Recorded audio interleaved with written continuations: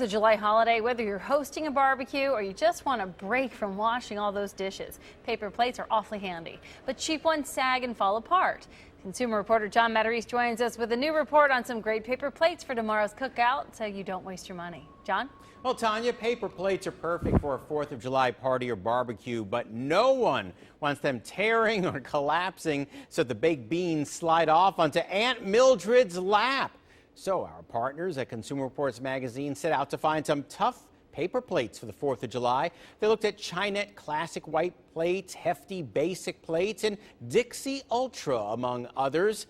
Now, Hefty says its plates are biodegradable in composting. Chinette says its eco-friendly plates are made from recycled materials and says they are compostable. Well, testers scooped a cup of chili, that was chili you saw, onto each plate, and the plates were left on a lab counter, look at that, to see if the chili drained through. Well, the best? The regular Dixie Ultras. They are made of a hard-coated paper. They were #1. But if you want the greenest plates that will break down in the compost or the garbage, the magazine recommends Chinette or Hefty Basics. Now, while store brands can often be a good value, Consumer Reports warns that many cheap store brands can easily collapse, dumping that coleslaw or baked beans right where you don't want.